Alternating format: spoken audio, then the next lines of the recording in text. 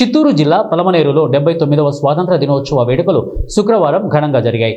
Palamaner area ఆసుపత్రిలో జరిగిన స్వాతంత్ర దినోత్సవ వేడుకలకు పలమనేరు శాసనసభ్యులు అమరనాథ్ రెడ్డి హాజరయ్యారు.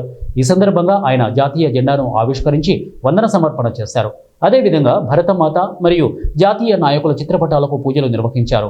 అనంతరం ఆయన మాట్లాడుతూ ఎంతో మంది త్యాగ ఫలితంతో సాధించుకున్న స్వాతంత్ర్య ఫలాలను నేడు మనం అనుభవిస్తున్నామని అన్నారు. 79 ఏళ్ల స్వతంత్ర భారతావని అన్ని రంగాలలో అభివృద్ధి చెందుతుండడం గర్వించదగ్గ విషయమని అన్నారు. ఈ రోజుతో భారతదేశానికి 78 సంవత్సరాలు పూర్తి చేసుకుని 79వ సంవత్సరంలో స్వాతంత్ర దినాన్ని మనం జరుపుకుంటున్నాం. ఎందరో మహానుభావులు ఈరోజు మనం స్వేచ్ఛగా ఒక రాజ్యాంగబద్ధంగా జీవిస్తూ ఉన్నామంటే ప్రపంచ దేశాల్లో అన్ని దేశాలతో ధీటుగా మనం ముందుకు వెళ్తూ ఉన్నామంటే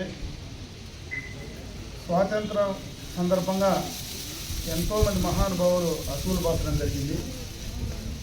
వారందరికీ కూడా మనమందరం కృతజ్ఞతలై ఉండాలని చెప్పి సందర్భంగా కూడా తెలియజేసుకుంటున్నా. ముఖ్యంగా భారతదేశం రకరకాలైనటువంటి సంస్కృతులు, విభిన్న జాతులు, విభిన్న ప్రాంతాల కలయిక భారతదేశం.